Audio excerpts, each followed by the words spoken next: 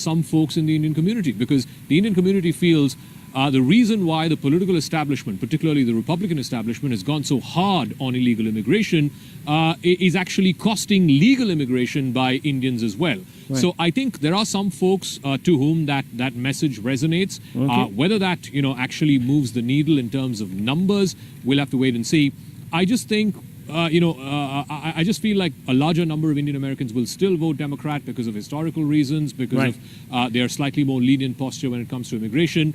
And like I said, they're just better organized at the Indian American community than the Republicans are. Some of them will vote for Trump, but that's just a Trump vote. Okay. Well, viewers, I said less than 12 hours, in fact, at this time tomorrow, the American election will be well underway. People will be voting. And Zaka Jacob and the rest of us here will get you minute-to-minute updates. The curtain is about to go up on one of the most closely contested US elections in recent history. In just a few hours, the world will know whether Trump returns to office after 4 years, or if America will elect Kamala Harris, its first woman president in history, and that too of Indian origin. And in close elections, let me tell you, it's the margins that matter, and it won't surprise you to know that in 2020, the Indian American community played a pivotal part in at least 5 states where their population exceeded the winning vote margin. And I'll pull those graphics up for you on the screens, viewers. These 5 states where the Indian community had more numbers than the winning margin were Arizona, Georgia, North Carolina, Pennsylvania, and Wisconsin. And it appears that in an election where both the contestants, Trump and Kamala Harris, are tied almost to the last decimal point, depending on which poll you look at, and all the results are in that margin ±3 standard margin of statistical error, it will be the Indian community that might tip the balance. Again, is that a fact? Let's go straight across to some people who understand, who know this. We're also going to be joined by Shalabh Kumar and Zaka Jacob. Zaka, sorry to keep you waiting. We just got a bit stretched in the last conversation, but just wanted to ask you this. The Indian community, I suppose, has a bit of a dilemma on its hand. Here you have somebody who professes great love for India, Trump, and Hindus, and you've heard him speak, and he recently tweeted. And on the other hand, you have Kamala Harris, who's of Indian origin. And this is a golden opportunity to put someone of Indian origin in the White House.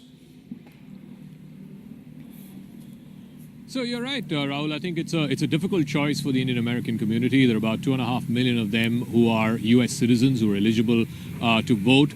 And there is, of course, about 2 million of them who are essentially H-1B visa holders who are here on work, on green card, and so on, who are not eligible to vote.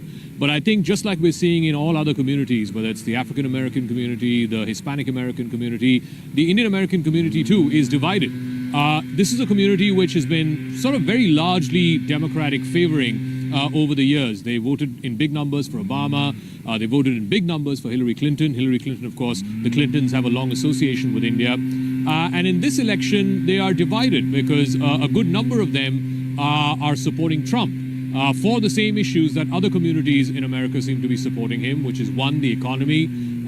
Ordinary Americans are feeling the pinch of grocery bills, of high fuel prices, just the cost of living expenses going up manifold in the last 4 years. They're also worried about the wars and the knock-on effect that the wars are having on the economy here in the US. So they're worried about those things. Right. And some of those people in the Indian American community want to back Trump.